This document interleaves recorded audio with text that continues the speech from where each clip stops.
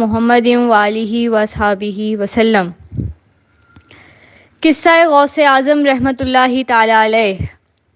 حضرت غوث اعظم رحمۃ اللہ تعالی علیہ فرماتے ہیں، ایک بار بغداد میں قحط پڑا جس کی وجہ سے مجھے کئی روز تک کھانا میسر نہیں آیا۔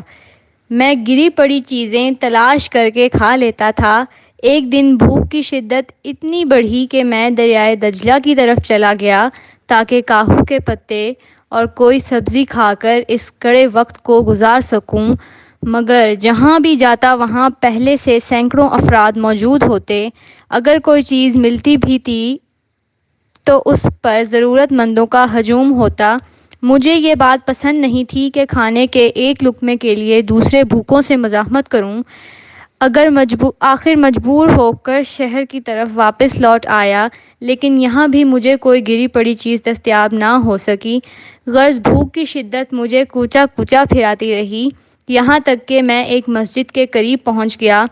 ضعف و ناتوانی کے سبب چکر آ رہے تھے، کبھی آنکھوں کے سامنے اندھیرا پھیل جاتا اور یوں محسوس ہونے لگتا جیسے میں زمین پر گر کر بے ہوش ہو جاؤں گا۔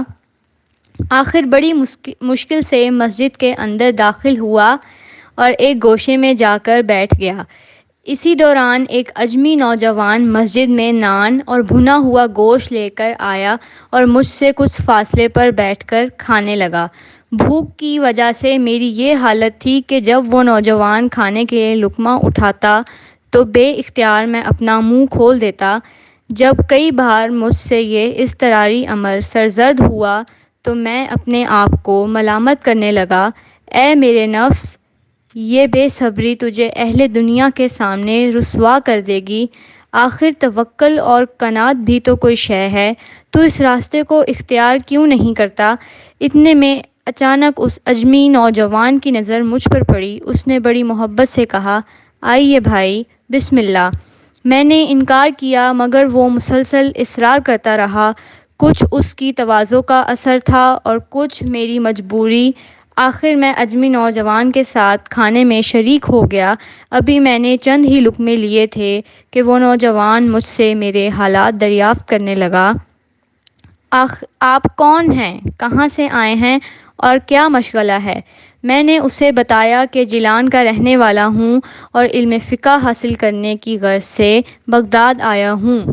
میرا تعلق بھی جیلان سے ہے، اس نے مسرت آمیز لہجے میں کہا۔ دیار غار میں اپنے ایک ہم وطن کو دیکھ کر مجھے بھی ایک عجیب سی خوشی کا احساس ہوا۔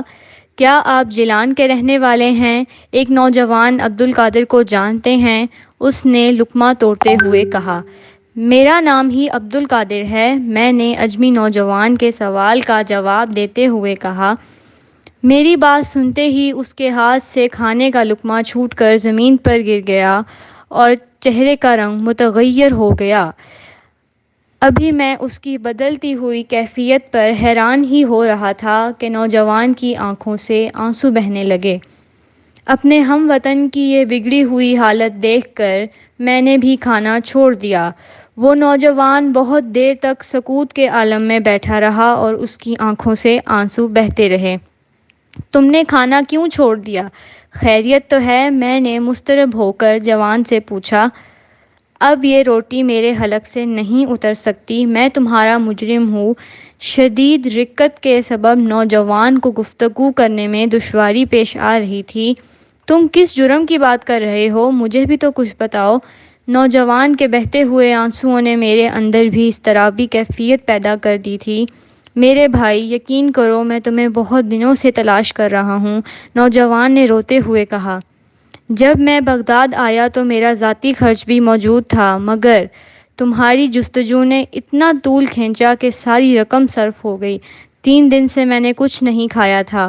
مجبوراً آپ کی امانت میں سے کچھ رقم لے کر یہ چیزیں خریدیں اور پیٹ کی آگ بجھانے لگا۔ خدا کا شکر ہے کہ آپ سے ملاقات ہو گئی۔ یہ آپ ہی کا کھانا ہے۔ میں حیرت سے اجمی نوجوان کو دیکھنے لگا۔ کیسی امانت؟ میں تمہاری بات کا مفہوم نہیں سمجھا۔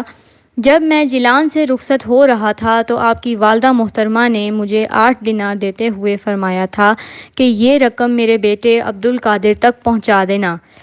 نوجوان نے امانت کی وضاحت کرتے ہوئے کہا، مگر افسوس، میں اس راستے میں ثابت قدم نہ رہ سکا۔ یہ کہہ کر نوجوان ہچکیوں سے رونے لگا۔ اللہ میرے گناہ کو معاف کرے۔